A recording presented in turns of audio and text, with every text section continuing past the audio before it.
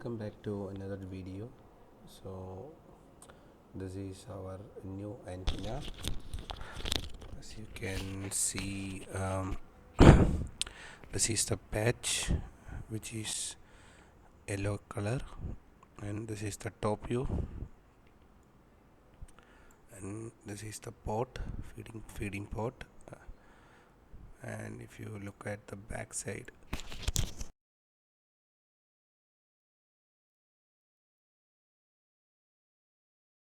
so this is the back side. So we keep 1/4 of the ground. Have removed the 3/4 of the back plane. So this is a defective ground structure. This is the first phase where we design a single element antenna. Then we will go for 4 cross by replicating this for the 5G application. So let's see the performance of this antenna.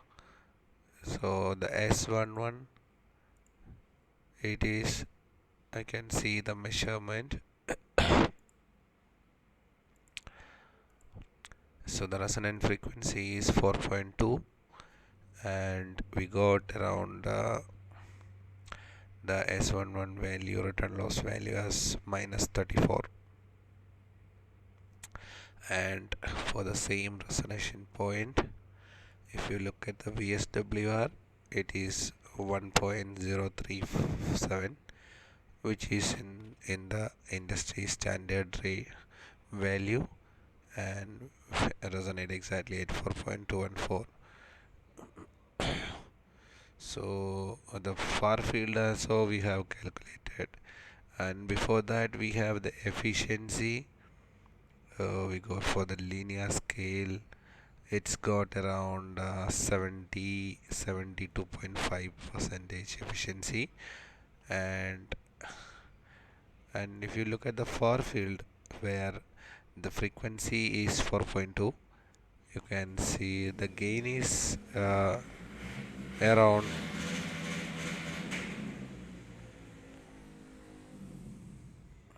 so the gain is given it's 1.468 dBi at the resonant frequency f is equal to 4.2 gigahertz.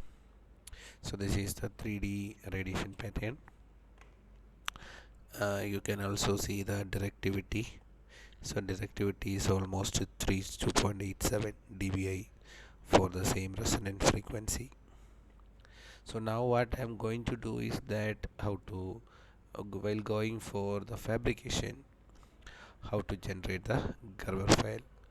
So it depends. Some industry will consider Gerber file, some industry will consider DXF.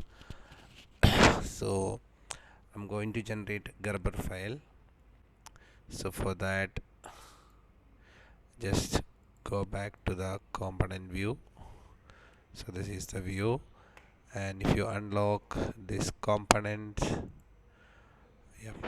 select the first. I am going to choose the topmost layer, which is patch, and you can see the substrate where I choose is FR4, and you can see the dimensions. I kept the standard dimensions, like FR4 is 1.6 mm and both the copper coating carries 0.035 mm. So with this value, I'm going to generate the Gerber file. So first choose the topmost layer, patch. Then you need to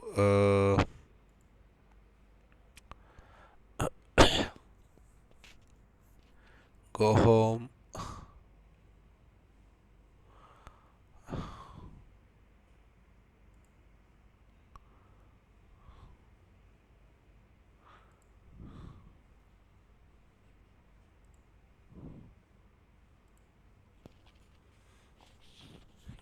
Yes, you need to fix the WCS.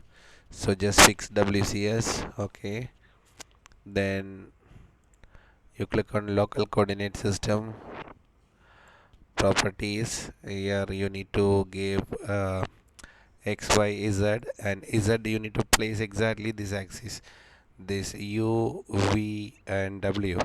You need to fix this axis exactly, give the value of z.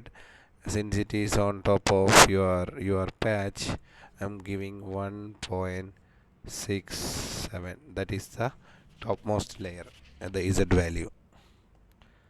So while giving this, click OK.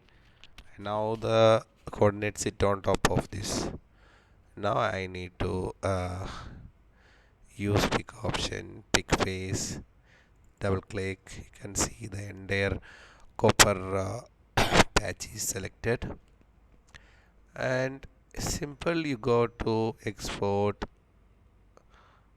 and choose 3D or 2D. So go for 2D. You can either use DXF or Gerber. So I use Gerber. Press enter. So let me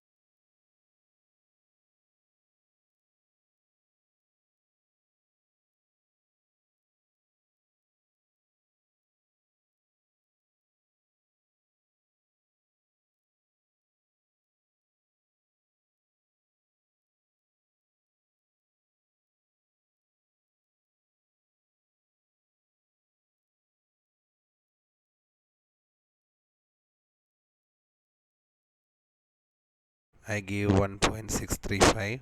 So that is exactly the top of the substrate value, z value, the maximum value of substrate. Click OK. Now click pick, select pick face, select the face, and again go to two-dimensional Gerber system. Press enter. Now you give the name substrate. Save. So that is over. Clear pick. Clear pick. Remove the WCS coordinates. Now choose the last layer as ground. Again fix the WCS. Choose the coordinate system, and now give 0.035, that is the top of the ground. Click OK. Pick face, select that copper alone, then go to export 2D Gerber, press enter, and give ground.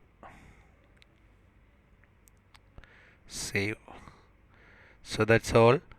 We have successfully generated, and if we want to check all the three alignments are correct, like maybe the ground comes in the center or in the top, like that, so we need to check that. In order to do that, you need to use a software called Gerber View. Okay, open Gerber View. So this is the software. Now open the folder for Gerber file. So this is the location where I save the Gerber file. Select all the three files, put it here in this area. That's all. So minimize. Now you can see you can see this is the view. So I just arrange, go patch to the top side, ground to the bottom side.